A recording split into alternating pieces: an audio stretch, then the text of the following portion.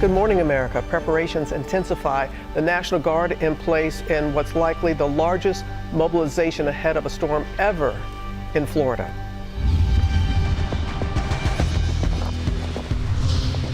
Hurricane Milton picking up speed. The monster storm slamming into Mexico. As officials in Florida urge people to get out now. Highways packed, gas stations overwhelmed, flights canceled. This morning, the head of FEMA joins us live. Ginger leads our team in the hurricane zone. Overnight, Vice President Harris talks about former President Trump and Vladimir Putin on late night amid her media blitz, as Trump responds to the new report that he sent rare COVID test machines to Putin during the height of the pandemic, and has had multiple calls with the Russian leader since leaving office. John Carl spoke with the former president. Election Day terror plot. The FBI says it arrested an Afghan national planning a suicide mission with the goal of killing Americans in the name of ISIS. Double trouble.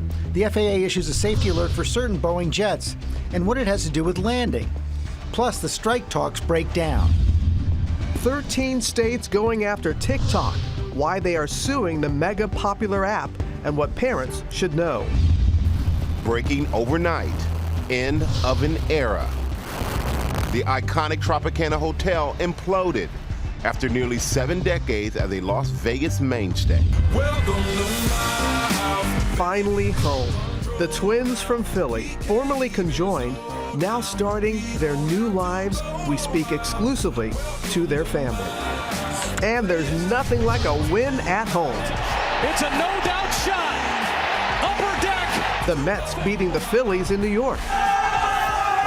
Fans jumping for joy with a familiar face. Collier. And Nafisa Collier leading the Lynx to the WNBA Finals, dancing to victory, gearing up to face the Liberty. This morning, one New York star joins us live. You'll never forget it. Live in Times Square, this is Good Morning America. Good morning, America. We want to get right to Hurricane Milton. It is closing in on Florida right now. Officials in Florida are warning that time is running out for preparations and evacuations.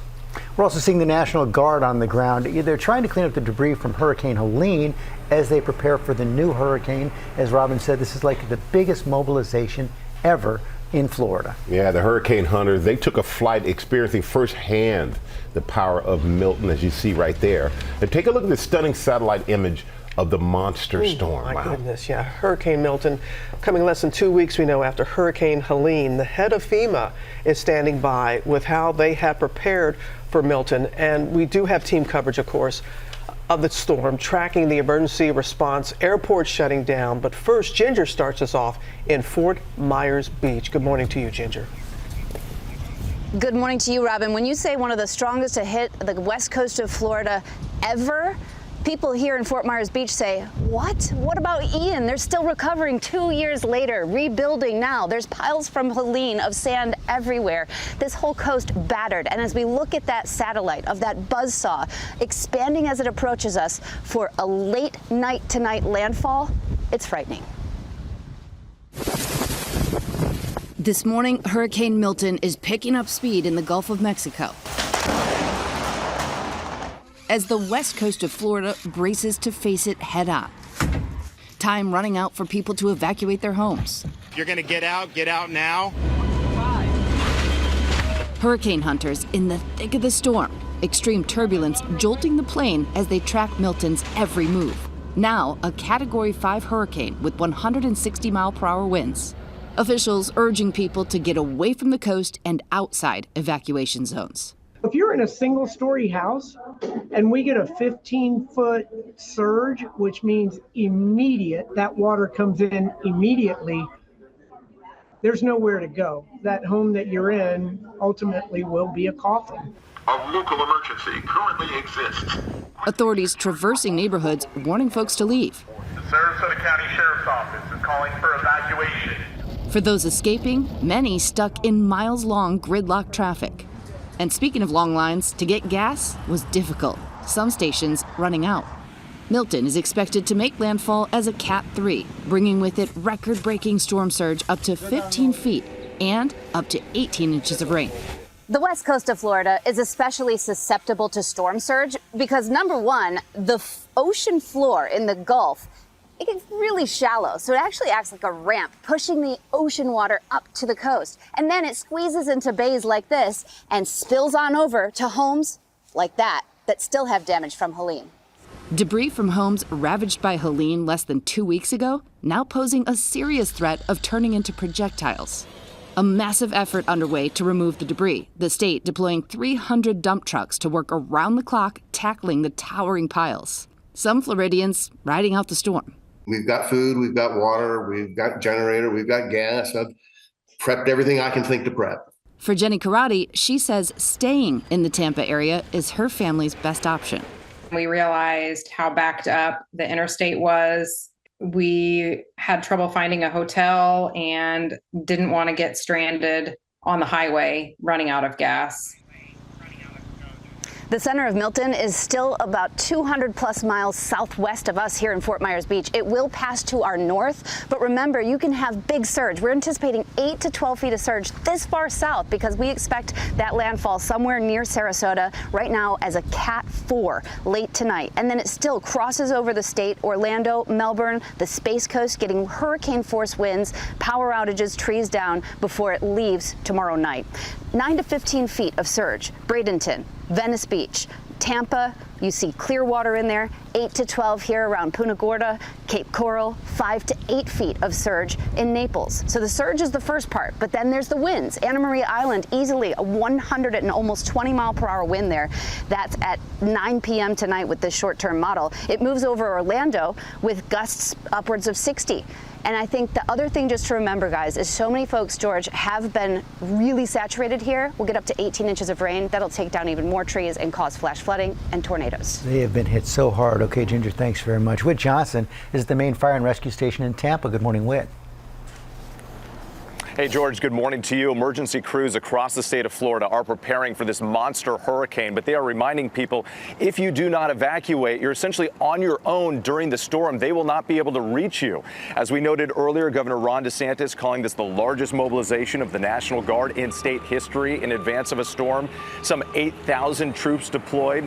Authorities also using Tropicana Field as a staging area, filling it with cots for first responders. 34 search and rescue planes are also on standby, and with widespread power outages expected, some 37,000 linemen are either in the state of Florida or on their way. So far, people appear to be heeding the evacuation warnings. Most of the families that we spoke with who rode out the storm during Hurricane Helene this time say they're getting out, not taking any chances with another potentially record-breaking storm surge. Michael? All right, thank you for that, Whit. And airports all over Florida are shutting down ahead of the storm. Eva Pilgrim is at Orlando Airport, which is closing this morning. Good morning, Eva. Good morning, Michael. Yeah, this airport is eerily quiet this morning, and that's because the last flight to leave here is going to leave in just a short amount of time. This airport is closing at 8 a.m. Tampa, Fort Myers, Sarasota, all of those airports closing yesterday. The airline's adding extra flights to help people get out of the area. United saying it booked 25,000 customers from the shuttered airports. American adding 2,000 extra seats.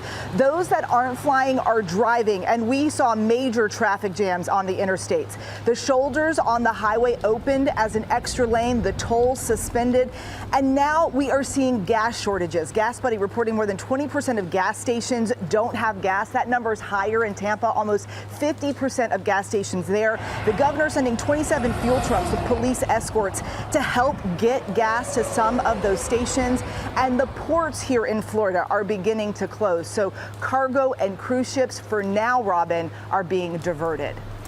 And that is totally understandable. All right, Eva, thank you so much. And joining us now is FEMA Administrator Deanne Criswell. Know all too well how busy you are right now and appreciate you taking the time to talk about us. Don't have to tell you about the potential magnitude of Milton. So what has FEMA done to be ready for it? Good morning, Robin.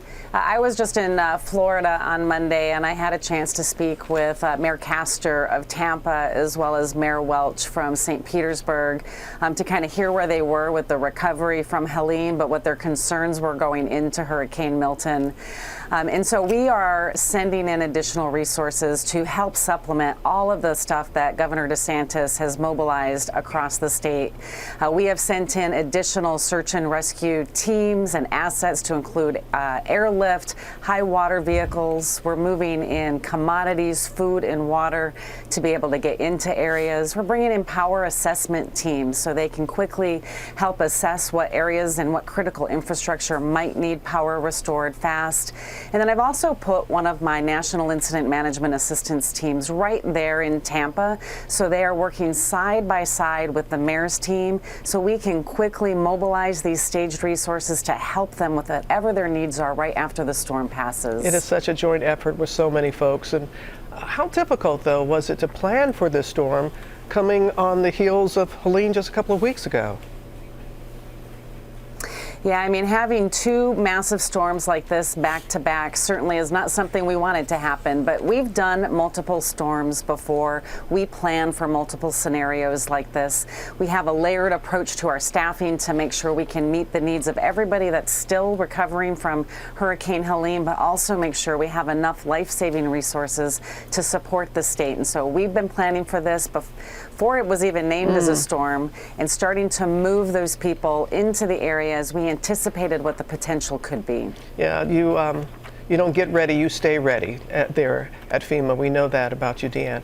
Now, but your own daily operations briefing points to severe staffing issues at FEMA. Is there more that you can do to assure the public that you are prepared for this storm and others?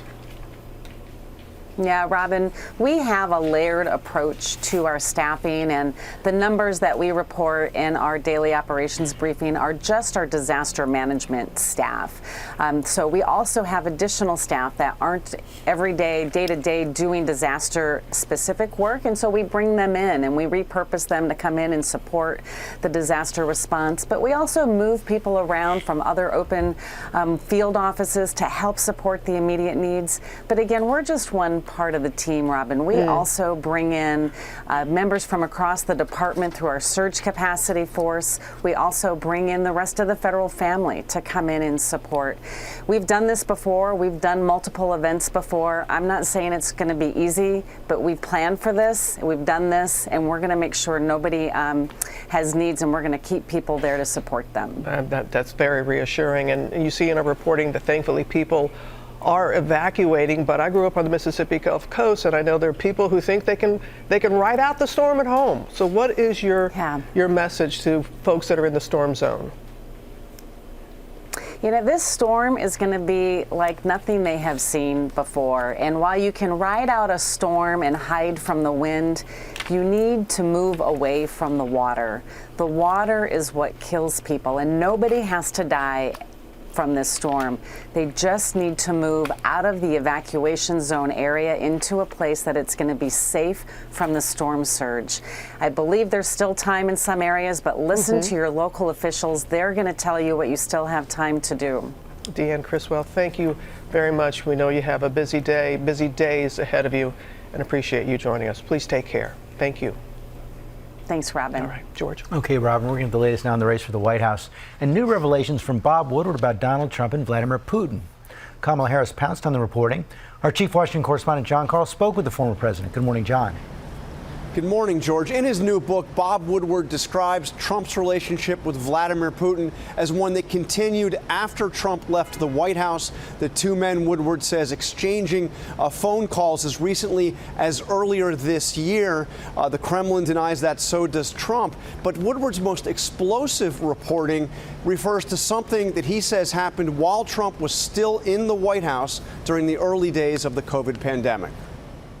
As the COVID pandemic was raging and the government could not produce enough COVID tests for the American people, then President Donald Trump secretly sent newly developed and extremely hard to get rapid testing devices to Russia to Vladimir Putin for the dictator's personal use. That's according to Bob Woodward in a soon-to-be-published book called War. Woodward writes that Putin told Trump to keep it a secret, saying, quote, "I don't want you to tell anybody because people will get mad at you, not me." Kamala Harris seized on Woodward's reporting, talking about it overnight on The Late Show with Stephen Colbert. Donald Trump secretly sent COVID test kits to Putin for his personal use. I ask everyone here and everyone who is watching, you remember what those days were like? You remember how many people did not have tests and were trying to scramble to get them? And this man is giving COVID test kits to Vladimir Putin? Think about what this means, on top of him sending love letters to Kim Jong-un. No, think about it. He thinks Vladimir Putin is his friend. What about the American people? They should be your first friend. Trump often boasts about his close relationship with Putin. I got along very well with Putin. I spoke to him a lot. Then they say how nice I was to Russia. No, I wasn't nice, but we got along. We had a good relationship, which is a good thing, not a bad thing. Woodward also reports that Trump has had, quote, multiple phone calls with Putin since he left the White House, including at least one call earlier this year. I spoke to Trump, and he denied it all. He said was that you've had a number of conversations with Putin. Is that true? I mean, I imagine that could be. No? That's false. Oh, really? That's false. So you haven't spoken to him since you left the White House? No, I have not. And the other. I also asked him about those COVID tests. He denied that, too. And the other thing he said is that you had provided some Abbott test machines to Putin back during the COVID pandemic. Yeah, false. In making his denials, Trump also had some choice words for Woodward, saying that he is a storyteller who has, quote, lost his marbles. Although, George, as you know, Woodward is one of the most respected journalists of our time. Many of the scoops have been borne out. Okay, John Carl, thanks very much. Michael? All right. Thank you, George. Now to an alleged Election Day terror plot. The Justice Department says an Afghan national is in custody accused of planning to kill Americans in the name of ISIS on Election Day. Chief Justice correspondent Pierre Thomas is in Washington with more. Good morning, Pierre. Michael, good morning. FBI Director Chris Wray and the Attorney General say this was an ISIS plot of mass murder timed for voters going to the polls on Election Day. The FBI alleges 27-year-old Nasir Ahmad Tahiti was in the final stages of a chilling suicide mission. According to the FBI, Tahiti has been here on a visa since September of 2021. The FBI claims he was in the process of sending his family back to Afghanistan and selling his home in Oklahoma and using the profits to fund his alleged terror plot. Tahiti and a juvenile were arrested on Monday, allegedly attempting to buy 2 AK-47 assault rifles, 10 magazines, and 500 rounds of ammunition from undercover FBI operatives. After the arrest, prosecutors claimed Tahiti allegedly admitted the plan was for he and the juvenile to die as martyrs in a plot targeting large gatherings of people on Election Day. The FBI in recent weeks had locked in on Tahiti's communications, monitoring numerous contacts between Tahiti and an alleged ISIS recruiter. At one point, the FBI claims it observed a video captured in this photograph of Tahiti describing to 2 children the rewards of martyrdom. Guys? Pierre Thomas, thanks very much. Came up the FAA safety alert about some Boeing jets as their strike talks break down. Plus the shakeup with the New York Jets firing their head coach. And just ahead, Ginger's going to show us why there is such urgency to get out before Hurricane Milton. We'll be right back. Back now on GMA as we track the monster hurricane taking aim at Florida. Take a look at another stunning video of the storm. This one is from the International Space Station. It just gives you the magnitude of the storm. And for days now, officials have been warning people in the storm zone to evacuate because of the life-threatening storm surge and dangerous winds. And you can also see all the debris that's still there in the streets after Hurricane Helene, posing more danger. Let's bring back Ginger. And Ginger, you said it. These areas are still rebuilding after hurricanes like Ian.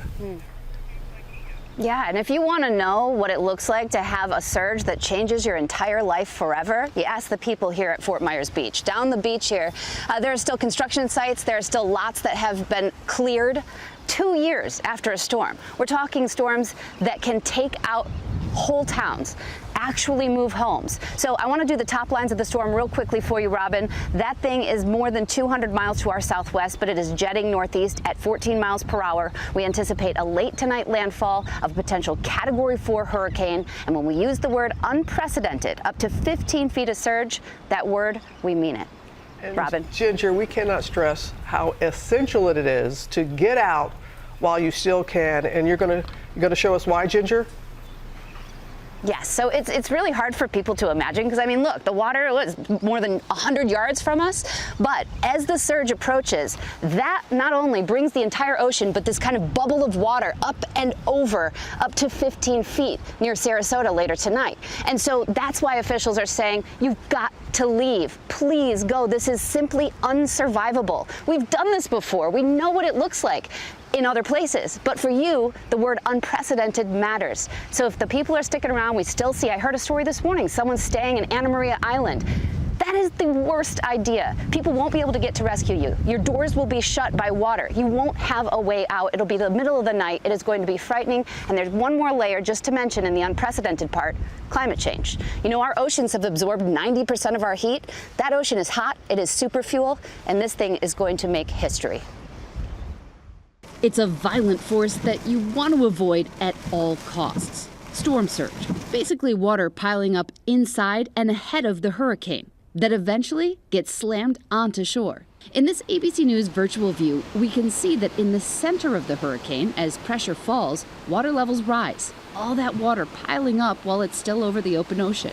As a hurricane closes in on land, the strong winds push that water toward the coast, and it has nowhere left to go but up and inland. This is what it might look like inside a home taking on storm surge. The water approaching quickly and viciously, entering your home and quickly climbing. And when storm surge combines with high tide, the rapid rise in water can actually move a home. Something I watched with my own eyes in Hurricane Michael in 2018. I just saw something I have never seen in real life. I saw an entire home taken off of its foundation and rolled down the street. Another critical reason you might want to leave? The wind. Just this summer, the Insurance Institute for Business and Home Safety showing GMA its hurricane simulator and what it can do to a home when it's dialed up to a Cat 3. 125 mile per hour winds, chunks of the roof ripped off, the ceiling collapsing, exposing the home and anyone inside to the full wrath of the storm. That dangerous wind, not just obliterating the roof. This 2x4 cannon reminding us what deadly flying debris can do when it's launched by a hurricane. Piercing through the window, the bed, the wall, and even the couch on the other side. With windows so vulnerable in a hurricane, experts shared this advice. As you leave, close all interior doors. It can help contain the wind to just that part of the house and limit damage. With storm surge, just a mile or two can make all the difference in the world. And guys, you know I do that show, Hearts of Heroes. We have so many stories about first responders that have risked their own lives in storms like this. If for anyone else, do it for them and get out before the storm comes. Oh boy, that simulation just showed you just how dangerous it is. Ginger, thank you for sharing that with us. And we're going to turn now to new issues for Boeing as strike talks break down for the troubled company. Our transportation correspondent Jill Benitez is here with the latest, starting with the new FAA safety alert. Good morning, Jill. Hey, Michael, good morning. Yeah, it's a busy morning of news here for Boeing. So let's start with that FAA safety alert to airlines. So we're talking about what they call a limited or jammed rudder on more than 350 737 planes, including the MAX. Now, the rudder, of course, controls the plane's movements. The NTSB alerted the FAA after a February incident with the United Airlines plane landing over at Newark. The plane's rudder pedals became non-responsive. Boeing says it has reminded operators of what to do if flight crews encounter those issues. Now let's turn to the other major headline, and that's the Boeing strike that we thought was nearly over. Well, it isn't. Overnight, talks broke down between Boeing and the union, representing 33,000 factory workers. Boeing said further negotiations just don't make sense, and the company actually withdrew its proposal. Now, the union says that the company refused to bargain on wage increases, vacation, sick leave, 401ks, and worker pensions. So while you may not feel it right away when you travel, this means that for now, these workers, they just aren't building new versions of Boeing's most popular planes, and that will become an issue as airlines retire those older planes, George. Okay, Gio, thanks very much. We're going to turn now to a shakeup for the New York Jets. Head coach Robert Saleh was sacked Tuesday after the team's disappointing start this season. Janae Norman has the details. Good morning, Janae. Good morning, guys. This was a big talker yesterday. Michael, I see you shaking your head. We've got questions for you after this. But Jets fans, they had high hopes this season with Aaron Rodgers' return after an Achilles injury. But Sunday's Week 5 loss in London led to the surprising and unprecedented move to fire the team's head coach and try to salvage what's left of the season. This morning, Robert Saleh is out as the New York Jets head coach 5 weeks into a rocky 2-3 season. An eventful morning in Jets land. Absolutely stunned. Didn't see it coming. He becomes the first head coach to be let go during this season. Team owner Woody Johnson making the unprecedented move to fire Saleh mid-season. In the end of the day, this was my decision. And my decision alone. The relationship between the Jets star quarterback and Saleh has been under scrutiny since the third week of the season when Rodgers appeared to reject Saleh's congratulatory hug. Johnson saying Rodgers had no say in the decision, but experts beg to differ. There's very little chance that this move is made without some type of at least knowledge by Aaron Rodgers. You don't fire your head coach 5 games into the season unless your future Hall of Fame quarterback at least has some knowledge of it. In what became his final press conference Monday, Saleh shaking off the season's slow start following a disappointing loss to the Minnesota Vikings. I'm not panicked. Nobody in the building's panicked. But Saleh was wrong. This is probably the best team I've had in 25 years. I just felt that the best way to go forward is with a new direction. Don't get quiet now, guys. We will see this Monday whether this move makes any difference for the team. Some critics say the move could be to shift the blame of the season's poor start away from Rodgers, as you guys are saying. Nobody. It's a talker. But you don't fire your coach 5 games into the season when the quarterback coming back off an injury. Let's see what you can play out. Let's see what happens. Most people would expect to give him more time to work it out. Exactly. Yes, but it had a lot of people talking. George, you like that, right? I did. Thank you. We will never discuss anything in front of you ever again. Thank you, Janae. Now, with the end of an era in Sin City, early this morning, the Tropicana Hotel was reduced to rubble. It was the 3rd oldest casino on the Las Vegas Strip and welcomed guests for 67 years. Matt Rivers is there with the story. Good morning, Matt. Hey, good morning, Michael. Yeah, there is just no way to put it, no other way to put it. The Strip here in Las Vegas will never be the same, exactly the same way again after the famed Tropicana Hotel was taken down overnight. This morning, the historic Tropicana Hotel in Las Vegas taking its final bow. An icon of the Strip imploding in a controlled blast overnight, tourists watching it come down. Just before the explosion, a massive drone and fireworks show, sending it off in true Vegas style. Roughly 700 drones creating this dynamic light show. After so many memories, this was really one of the last remaining connections to that old Vegas. What do you lose by taking this down? I think Vegas is about reinvention. So when you think about the Tropicana going down, you think about what's to come. So we get really excited about the future. But, you know, we've done a good job of maintaining a lot of those memories, a lot of those artifacts of the Tropicana. The Tropicana was built in 1957, at the time the most expensive hotel and casino on the Strip. You get me the real money? Attracting famous guests like James Bond in Diamonds Are Forever. I hear that the Hotel Tropicana is quite comfortable. And featuring acts like Elvis in Viva Las Vegas. Chicago.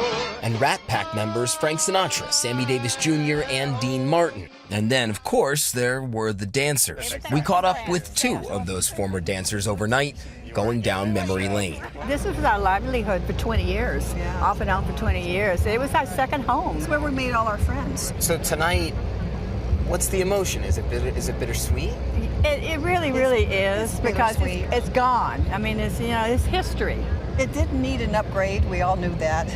But to have it imploded, kind of like, okay, you crossed the line there. And next up for the site, a controversial new ballpark for the former Oakland, now Las Vegas Athletics.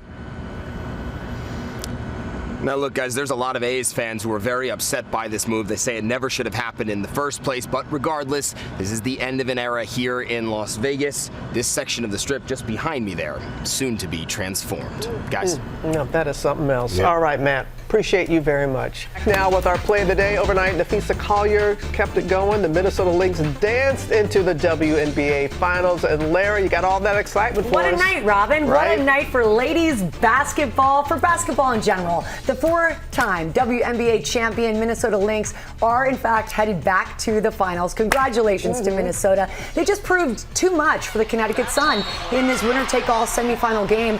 Three of their players, scored double digits, led by star and the league's Defensive Player of the Year, Nafisa Collier. She had a double-double with 27 points and 11 rebounds. The Lynx going on to a 12-4 run in the first quarter with back-to-back threes from Alana Smith, Kayla McBride, and McBride again, and they never looked back. 88-77, that was the final score. Nike Basketball congratulating the team, and Nafisa, who by the way goes by the nickname Fee, writing Fee and the Lynx making the sun go down quicker than the end of daylight savings time. Ooh, ouch! Oh. The team celebrated with this line dance on the court, and now they are dancing their way to the finals where they will take on the very tough New York Liberty. And the Liberty mascot knows a thing or two about dancing. Ellie the elephant in the house, everybody. Where are you? Get out here. Yeah, Ellie. Yes, this elephant can work it like no one else. So busy at the Glamour Women of the Year Awards, now with us on Good Morning America. She will be pumping up the Liberty, who will play for their first WNBA title. The Lynx hoping to become the first WNBA franchise to win 5 times. Wow. Robin is captivated by Ellie's moves. When she flips that little braid, it gives me life. It just gives me, yes! You ready, Ellie? Looks like you are. Ellie stays ready. Yep. She doesn't get ready, she stays ready. Thank you so much. Yeah, it's all coming up on ESPN. Oh! Abbott Elementary. We'll be right back. Sheryl Lee Ralph coming up. What a morning. Hey. Good morning, America. It's 8 a.m. Hurricane Milton picking up speed. The monster storm slamming into Mexico as officials in Florida urge people to get out now. Preparations intensify. The National Guard in place. Highways packed. Gas stations overwhelmed. Flights canceled.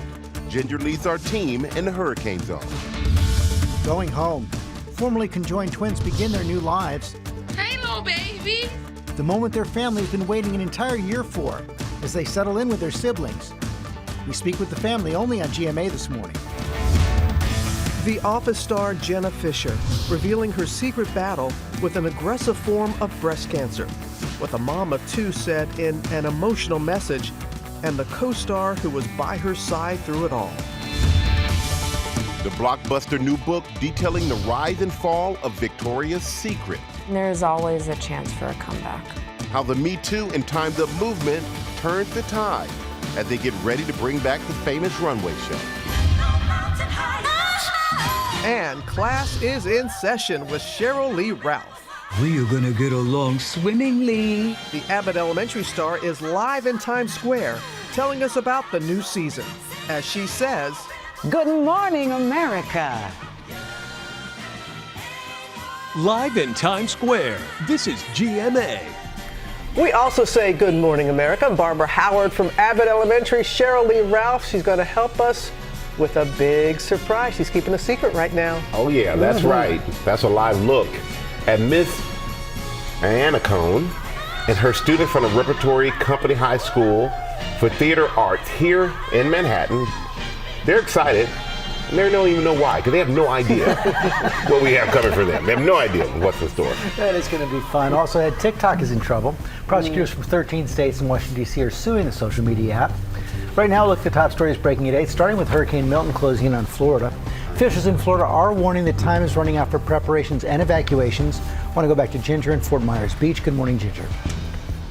Hey, George, good morning. So we're about 200 miles from the storm. It's west-southwest of us, and it's going to take that ocean water and push it right up on Fort Myers Beach, which still has holes and construction sites from Ian 2 years ago. We expect 8 to 12 feet of storm surge here. Easily could float some of the trailers and other like train cars we've seen around. Let's talk about the storm, though, because yes, it's, quite far still, but it is cruising now. It's starting to interact with the front, and so it's expanding. It'll expand its wind field, but also its push of water, and that's why we'll talk about surge. We still look at landfall later tonight, somewhere near Sarasota or Venice, right on the south side of Tampa Bay. So a lot of impacts all the way down to Naples, but across the state too. It's still a hurricane by late tomorrow morning, trying to make its way out to the Atlantic near the Space Coast there. So Jacksonville, you'll still have 2 to 5 feet, but Naples 5 to 8 feet of surge. Here, Punta Gorda, Cape Coral, 8 to 12 feet of surge, and it's that 9 to 15 in that right front eye wall, the dirty side, like a Venice or Rotunda.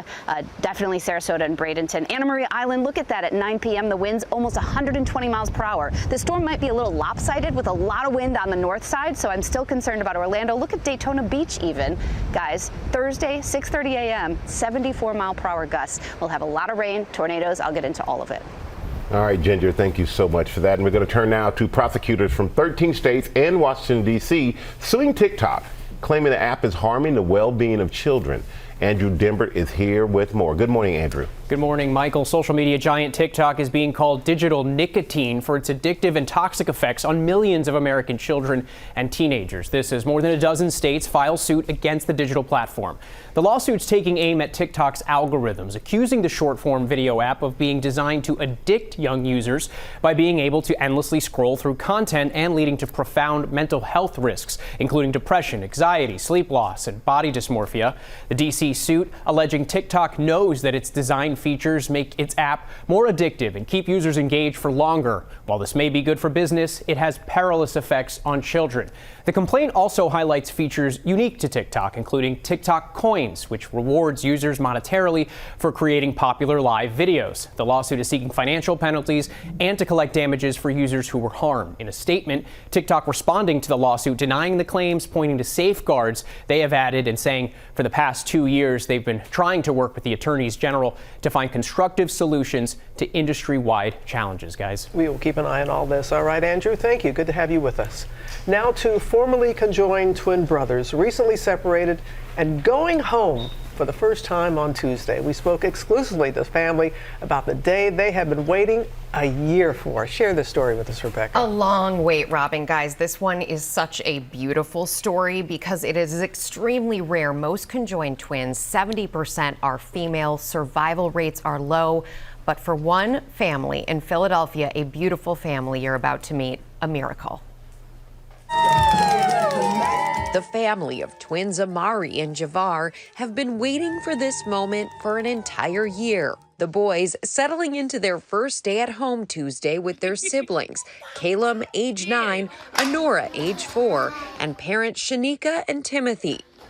Hey, little babies. They were born conjoined in September 2023, sharing part of their sternum, diaphragm, and liver, until they were finally separated in August. They're extraordinarily rare. They're rare to be diagnosed, and if they're diagnosed, then they're rare to be separable. The family turning to doctors at the Children's Hospital of Philadelphia. Their surgery taking 8 hours, a high-risk procedure with a staff of 24 specialists helping out. It was a lot of preparation, and it went smoothly. Mom Shanika here seeing them each on their own for the first time. After separation, we definitely felt a weight lifted off our shoulders. The whole situation was a crazy journey, but to be here right now is just so surreal, still surreal to this day. As a parent, you can just imagine holding your breath until that moment. And since the surgery, the boys have been busy learning to function as individuals and strengthening their bodies. Shanika tells us they are sitting up, they are trying to crawl and scoot now. And I got to say, Leo's about the same age as these boys. He's scooting everywhere, so good luck to them when they start that up. But they look so healthy. They look so healthy, and we are so happy for them. Such a rare thing to see. Yeah, what a great story. Thank you, Rebecca. Coming from our GMA Morning Menu, the office star Jenna Fisher shares her private battle with breast cancer. tells us how she's doing now.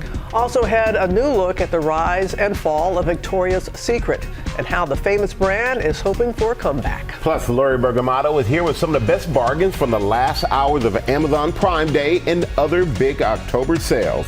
And Lara's with two special guests. Hey, Lara. I mean, very special, Michael. Emmy winner Sheryl Lee Ralph is here. We love when she's here. And Goldie Hawn is in the house. Yay! They're both here with education on their minds, though. You'll find out all about both of their passion projects coming up on Good Morning America. Thanks for being here, ladies.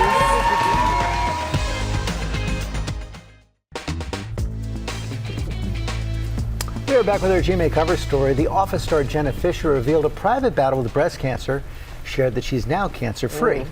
Janae Norman back with her story. Hello, Janae. Hey, George. A relief for her, a surprise to so many of us. Jenna Fisher really worked hard to keep her diagnosis private. Speaking out now during Breast Cancer Awareness Month, saying she was making the announcement for two reasons. One, she's ready to ditch the wigs, and two, quote, to implore you to get your annual mammograms. I came in early, I stayed late, and I doubled my sales last month. Oh, really? From what, 2 to 4? Yep. Jenna Fisher, known for her comedic chops as Pam on The Office, posting on Instagram Tuesday, last December, I was diagnosed with stage 1 triple-positive breast cancer. After completing surgery, chemotherapy, and radiation, I'm now cancer-free. Writing, her journey started last October with this post, reminder to schedule your mammogram, and a nod to this scene from season 2 of the hit show. You should check yourself out, give yourself an exam. Those things are like ticking time bags. Stage 1 triple positive breast cancer we often find in younger women. This is a little bit more of an aggressive cancer, but it's also one that we have targeted drugs, particularly targeting that HER2 protein, that are very effective and really improve cure rates. The 50-year-old star acknowledging, if I had waited 6 months longer, things could have been much worse. Thankful for her caregivers, family, and friends, including Office and now podcast co-star Angela Kinsey, Fisher saying, for a long time, she was the only person in my workspace who knew. When I lost my hair, she wore hats to our work meetings so I wouldn't be the only one. When I needed a break, we took one. Fisher urging everyone to keep up with their mammograms, saying, Michael was right. Get them checked, ladies, and know that should you get a breast cancer diagnosis, there is a village waiting to care for you. And again, she credits that early detection. You heard her there in the piece. She said if she'd waited 6 months, it could have been so much worse. So she implores you not to skip your mammograms. It's recommended that women start getting annual exams at age 40 and find out if you have dense breasts. That can make it more difficult to detect breast cancer. You can request additional testing, which can be critical and so life-saving. Yes, it can. It certainly can. It's so kind of her to go public with that. An important message. Not easy to do. Now, a new book that's detailing the rise, fall, and rebirth of one of the biggest brands in American history. It's called Selling Sexy, Victoria's Secret, and the unraveling of an American icon. Erielle Reshef joins us now with that story. Good morning to you, Erielle. Hey, good morning to you, Robin. It is a brand once synonymous with sexy, but the authors of that new book say Victoria's Secret has struggled to keep up with the shift in pop culture. Now the iconic label is working to make a comeback and revamp its image. The big question, will consumers buy it? For generations, Victoria's Secret defined sexy with its barely there bras and underwear and the angels who sold them. Now, in their new book, Selling Sexy, Victoria's Secret and the Unraveling of an American Icon, fashion journalists Chantal Fernandez and Lauren Sherman lay out how the multi-billion-dollar behemoth that once dominated pop culture is fighting to adapt. Why pen this book now? The company was at a crossroads, and it just felt like this is the moment to put the past behind and sort of teach people what the past could tell us about the future. Until their challenges in recent years, I think they really accurately reflected the culture. They commercialized the hell out of it. They put a pink bow on it. I can't seem to get you off my mind, baby. In its heyday, millions tuning into the Victoria's Secret runway show, Giselle, Tyra, Miranda, Heidi, and Adriana strutting in bras you too could buy. It really took the catwalk to the masses. We think of Zara and H&M and all these, and now Shein, but they wouldn't have existed if it wasn't for limited brands and Victoria's Secret. But with the Me Too and Time's Up movements, the tide turned. The company accused by high-profile models and industry insiders of fostering a culture of misogyny and harassment. I think that damage at that time was really consequential, and the brand tried to sort of keep business going as usual, but it only added fuel to an outside conversation about, like, why do we like this brand? The fashion show canceled. And in 2020, owner Les Wexner resigned over his alleged ties to convicted sex offender Jeffrey Epstein, though he vehemently denied any wrongdoing. It was like a perfect storm of bad news for a company that had really never had bad headlines. Now, with new CEO Hillary Super, Victoria's Secret resurrecting the runway show next week. What does a comeback look like for Victoria's Secret? Business might be smaller, but more profitable and just more fun. Yeah, and I think going back to what women liked about it in the first place, it was an indulgence to shop there. You know, getting one of those body sprays was like a cheap thrill. It was fun. We all know what they smell like. Yes, we have those memories ingrained. I think there is definitely a way for them to get back there with a modern perspective and listening to customers more about what makes them feel good about themselves. And the company is pulling out all the stops for this new show, with Cher set to perform. Victoria's Secret saying it's a woman's world, so it's understood that you can't have a fashion show without the mother of fashion herself. The authors tell us that the success of this show could really be a bellwether for the future of this legacy brand. Selling Sexy is available now. All eyes on that show and the book. Robin, I guess Sexy is back. Sexy is back. All right, Erielle. You've got an audience of these great students for Pop News. You better bring it, Larry. Not to mention Sheryl Lee Ralph is here. Goldie Hawn is watching. No pressure. But we're going to begin with another huge star, Timothée Chalamet. A new trailer for his upcoming biopic on Bob Dylan is out, and fans are over the moon about his performance in the clip and Chalamet's take on one of Bob Dylan's biggest hits. Check this out. You came here with nothing but a guitar. You never talk about your family, your past. People make up their past, Sylvie. They remember what they want. They forget the rest. I want to know which side he's on. I'm not sure they want to hear what I want to play, Johnny. I want to hear it. How does it feel? Turn it down! Play it loud. Bob Dylan expert KG Miles telling Variety that Chalamet, quote, gets across the passion and the soul in Bob Dylan's voice without making it sound like karaoke.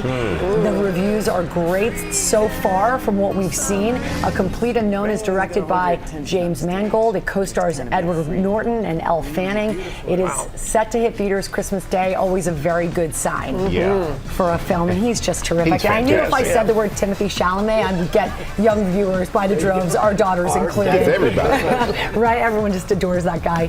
All right, on Tuesday, speaking of adoration, one of the most inspiring women I've ever met, who I've ever had the pleasure of interviewing, Dallas Mavericks CEO Cint Marshall announced she will step down from her position this December. Her retirement, or as she calls it, her rewirement announcement comes 6 years after joining the franchise, turning it into a powerhouse for diversity, inclusion, and of course basketball. Owner Mark Cuban hired her in 2018 as the first female CEO in NBA history, and during that tenure, the Mavs have made the playoffs 4 times, and Marshall has been awarded with 2 NBA Inclusion Leadership Awards. She's been named one of Forbes' most inspiring female leaders, and Fortune's most powerful women in business. Mavericks governor Patrick Dumont paid tribute, writing, Cint Marshall is a force of nature. I like to say her superpower is bringing people together. She is an indelible fixture in the history of the franchise, and her positive impact will be felt for a very long time. And Mark Cuban also shared his gratitude, saying that she's led the organization to new heights with grace and integrity, and her light will continue to shine bright. Marshall will remain CEO until December 31st of this year. She remains a consultant, though, for the organization through the end of 2025. And by the way, the Mavs start their season soon against the Spurs, October 24th. We'll be rooting for them. I'll never forget when you came back from meeting her. You were raving about her, and you've stayed in touch with her. Yes. Yeah, she is special. She is really special. She's made a huge impact on me, and as you can hear in the organization, I just wanted to share that with you. Leaving a great legacy. Yep, thank you. That's Pop News, guys. Oh, get ready for day 2 of our deal drop days with serious savings from Amazon Prime Days, Wayfair's Way Day, and Kohl's. Our Lifestyle contributor, Lori Bergamatto, is here with deals as low as $16, and they're all shoppable. Are you ready? I am ready. Are you ready? We're going to kick things off. Ready. I'm kicking it off with wireless earbuds. Here we go. Yes, bring them on there in, you go, Sal. Thank you, bud. Okay, so you love an earbud. I love an earbud. Yeah. Everybody loves them. These are from JBL. They are an industry leader. We found these at Kohl's, Michael. Ergonomic, so they're going to feel really comfortable in your ears. And I know you work out a lot. I like to work out. These are water resistant, so they're not, if you get a little sweaty. Doesn't matter. It doesn't matter. You're not, because sometimes people run and then they fall out. These are fantastic. Let me tell you about the deal. $99.99 original price, 50% off, $49.99, and these are at Kohl's, you guys. Those will sell out, so you're definitely going to want to Yep, better get to that right now. All right, we got something. I like doing this. I love chopping stuff up. This is, well, then please be my model here. This one is a GMA favorite. We know that everybody loves this little vegetable chopper that could. So much satisfaction. It can do everything. It is really satisfying. You see, it has all these different attachments. It has over 100,000 5-star reviews. Wow. You can use it for fruit, vegetables. It makes meal prep a cinch. And my favorite thing about it is it's dishwasher safe. So we love that. The original price on this is $49.99, 50% off, so just under $25. And save yourself the aggravation of exactly. It's great. $25 That's a good point. It's great if you're all right, now, carpal tunnel or whatever. Perfect with a little self-care. Oh, this is really good. Do you know about this little treat, this little lip mask? No. Lineage. I'm sure your daughters do. But this is for men and women and men, I should say, because this is viral. Everyone from tweens on up love this. It smells really good, right? That's the grapefruit one. They do have a lot of different flavors. It's infused with vitamin C, antioxidants, so you basically just put it on overnight, and then you wake up in the morning and it's supple and it's really hydrated. Fantastic. $24.99 is the original price. 30% off, $16.80. You're going to want to get a lot of those. It's great for holiday shopping. For the supple lips. Oh, yeah. Now here we have, this is like a portable printer, which is amazing to me. Can you just throw this in a bag? Exactly. This is so much fun. We all have all those photos on our phone, and they're just sitting there. Why not print them out? We printed some out for you, Michael. I think you can see them there, you and your buddy Gary. This we found on Amazon. This is the Kodak Mini 2 Retro. Pairs with anything that's Bluetooth on your phone, your iPad, anything. What we love about it is you get those perfect little prints, and you get to, see your photos everywhere. It's $139.99 original price, 39% off, $85.49. That's a great buy. gift. Now's the time to buy. Okay, this is another one. This we found at Kohl's that is a fantastic gift. So this is the Shark Flex Styler. It's a blow dryer, it's a curling wand, it's a flat iron, it's a hairbrush. It everything can do I need. Everything we all need.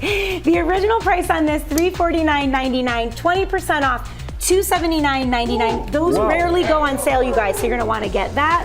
All right. And then we got another one here. This one is from Wayfair for their Way Day. Henkel's knife block set. This is a industry leader, best in class. 13 different pieces. You get paring knives, kitchen shears, bread knife. It's fantastic. Original price $542, 69% off. Whoa. $169.95. All right, great deal there. And you know what? Now we got to work on the smile. That's right. Somebody knows about their good smile. This is Philips Sonicare toothbrush. It is incredible. 3 different speeds. The deal, $109.96, 45% off, under $60. Woo. You got it all in, and we'll be right back. Welcome back to GMA, live from Times Square. Back here on GMA, always great to have our next guest with us. Sheryl Lee Ralph won an Emmy for playing Barbara Howard on Abbott Elementary, and this morning she's here to tell us all about the brand new season. Can you welcome back to GMA, Sheryl Lee Ralph? And the crowd goes wild. School is in session. I Got love these it. Great students here right now. I love it. We had Quinta and Tyler here yesterday, and they are so excited about season 4. Season 4, which is amazing that. And you will learn this, it's becoming less and less, but we have a full season of 22 episodes of full art. Not 6 episodes, not 8 episodes, not 10, a full 22. Yeah! We're lucky. We're happy. We're 20. We needed 22. Oh, absolutely we did. The audience was just begging for more, more, more. And it's so funny that we take some very interesting subjects and people laugh at them. I mean, who knew that ringworm could be funny? But it's quite hilarious. And boogers and snot even more.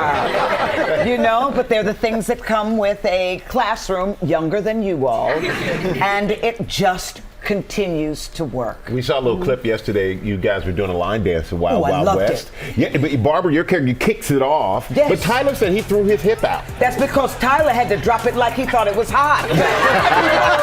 Yeah, you know, I was like, mother knows, keep it tight and cute, baby. Yes. Let's take a look at another clip. Esteemed colleagues, I've decided to go in a different direction. Math hasn't changed. But what has changed, however, is the viscosity of child and adolescent room. Boogers. We've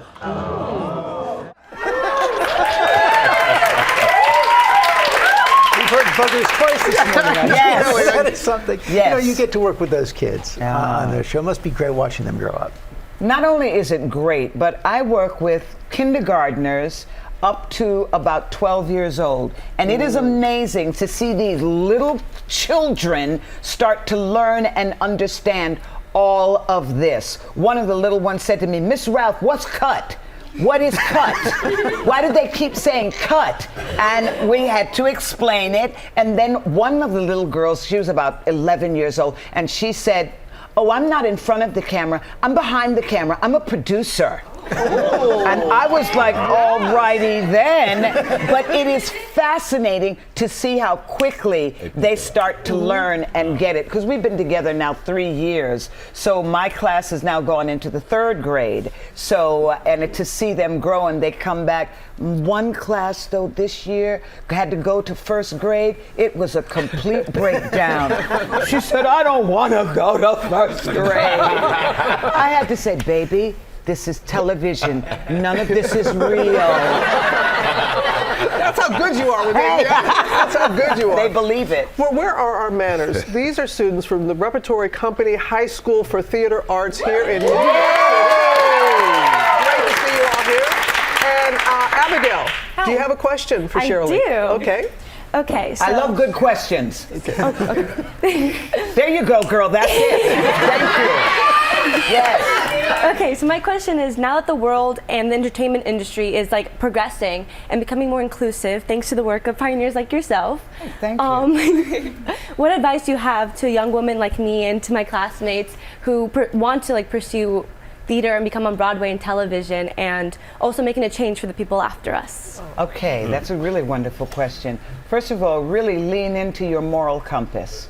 Know from the very beginning going into this industry, who are you really? Hold on to that. What is it you want the world to see when you present yourself on the big, little, or medium screen? Hold on to that. Know your bottom line. Know what you're willing to do, and figure out very quickly what you will not do to make it. Because after you, there will be many, and they will look at you, and maybe someone will sit up and ask you a question and say, thank you for being the icon that led the way for me. Wow.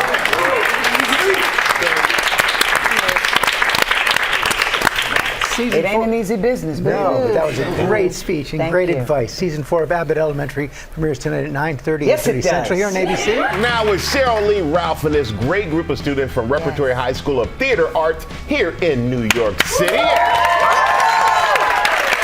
And they are here with their teacher, Miss Ianna Cohn, who we've seen. You know, Miss Ianna Anna Cone, we see you standing over there, so why are you over there? Come here. Come here. Get in front of the camera. We want you to please join us right there in that seat. I love the Abbott Elementary green. All right. Yes. We know you think you're here to just chaperone these wonderful students that you have, but we're actually here to celebrate you, okay? Yes. We want. So we're going to chat with you in just a moment, but we want to first show America what makes you a special teacher. So take a look. Diversions are an important part of learning. Otherwise, they're just memorizing. Memorization is how I learn all the state's capitals. Juneau, Salem, Madison. I can keep going. At Abbott Elementary, it's the teachers who are the stars. And at Repertory Company High School for Theater Arts, things are no different. How the land is sacred, how do they view the land, and how do they work with the land?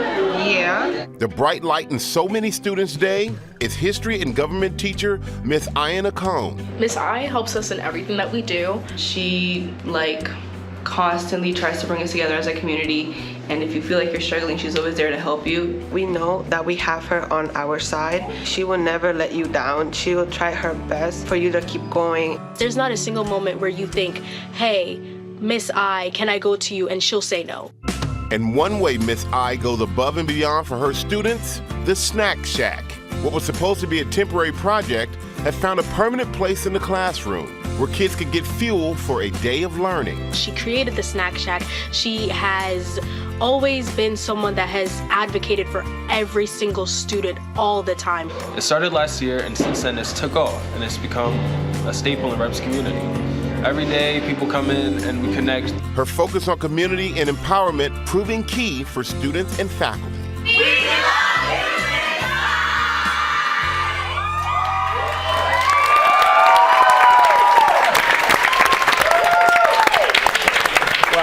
Miss I, as your students call you, I love how excited you got when you said Snack Shack. But it's great. How does it feel to see the impact you're having on your students? I mean, they're my why every single day. I have never had a day in my life where I haven't felt joy and pride because of every single one of these students and everyone else at Repertory that I've taught. I mean, they motivate me every day to do better, to push myself, to question the world, and to make it a better place for them in the future. I mean, I am the most grateful person every single day in my life for them. Wow. Yes, I do. And Cheryl, I noticed you do feel, or you don't just play a teacher on TV. I know education very important to you personally, and you were very moved when you heard about Miss I and all she does for her students. Because people don't realize what it takes to have such a giving heart. She just sat here and said that these students are my why. Every day she comes to work to put you all first and move you forward. And I see their heads nodding yes. And that is a testament to the more that teachers deserve across America, who are able to teach all of their students no matter what zip code they come from. Thank you. Thank you so much. I agree with Larry. Larry said amen. I'm like, Not only are their heads nodding yes, I think we all have tears in our eyes this morning. This story is so moving. We want to bring smiles back as well. We all saw Snack Shack, that Donors Choose project. We have a little bit of a surprise for you. Donors Choose is going to complete that project. They've also partnered with United Airlines to give you $10,000.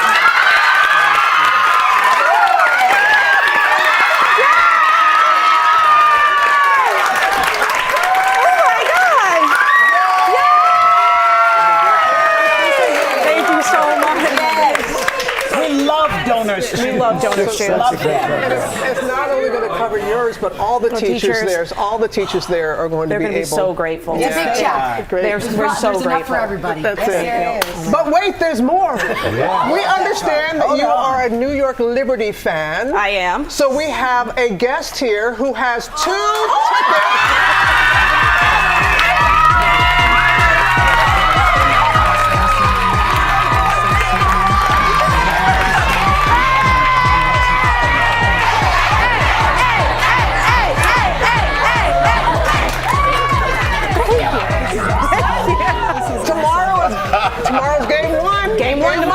Girls, you will be there. 2 tickets. Thank you. Hey, Miss I don't know if it fits into the day, but you can bring these students here anytime you want. We love the energy. Thank you. We would love to come back. And Miss I, thank you for everything that you do against students, because that just leads to so much more for them and for everyone in society in itself. So thank you so much for being an example. Enjoy the game. Let's go Liberty. That's Let's go Liberty! And Cheryl, thank you. Thank you for helping us pull this off. It means so much to do this and have you here. Thank you very much, because as far as I'm concerned, you're an honorary Mrs. Barbara Howard. Thank you. It's fantastic. And thank you very much. Thank you for the students. All right, coming up, Goldie Hawn is here live. There she is. Hey, Goldie.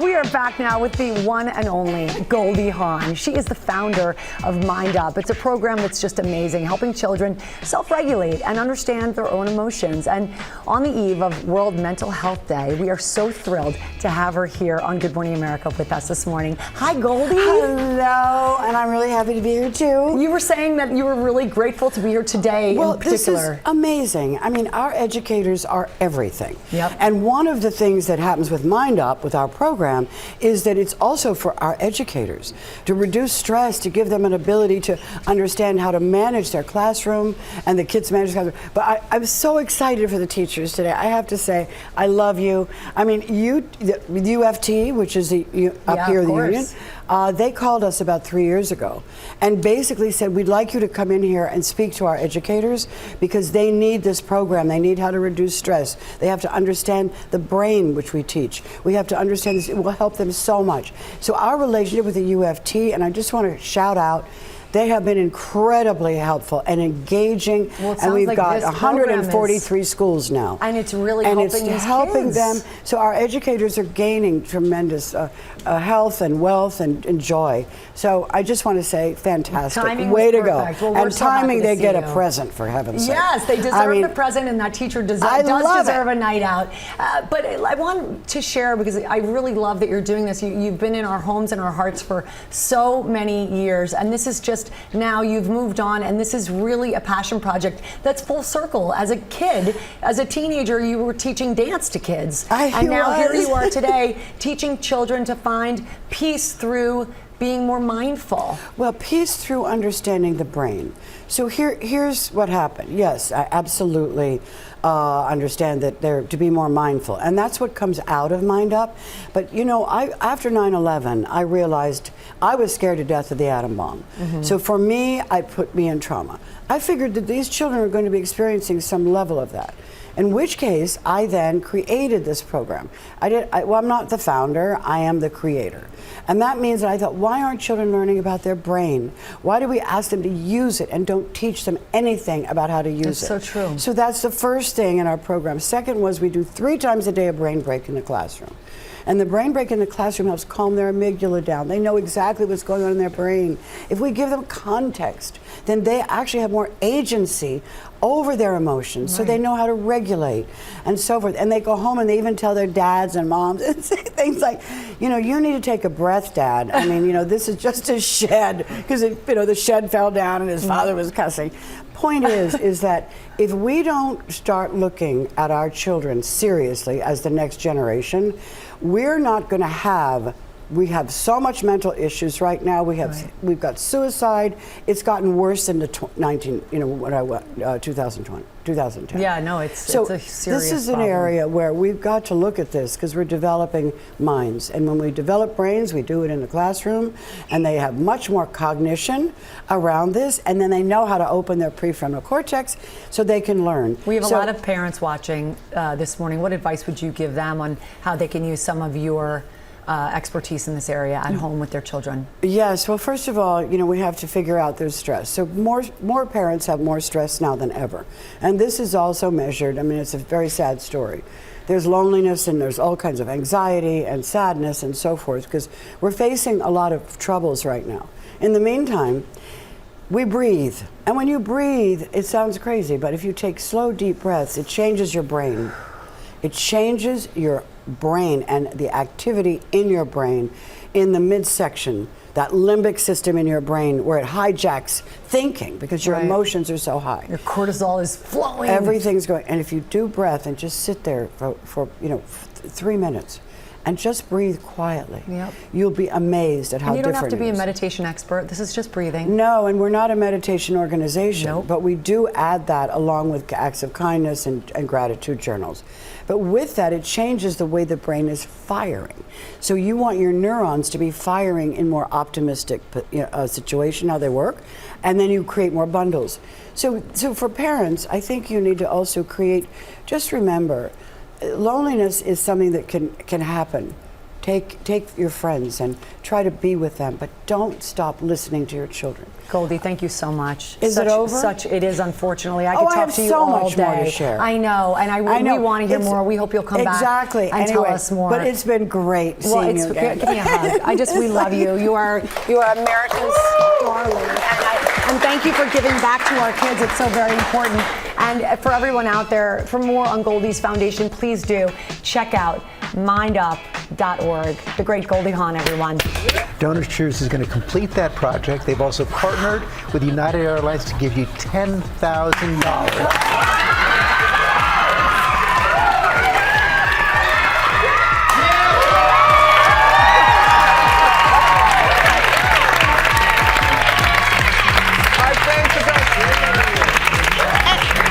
And Miss, you are equally excited about the tickets to the Liberty game tomorrow night as well. Congratulations. Thank you all so much for being here. Have a great day, everybody.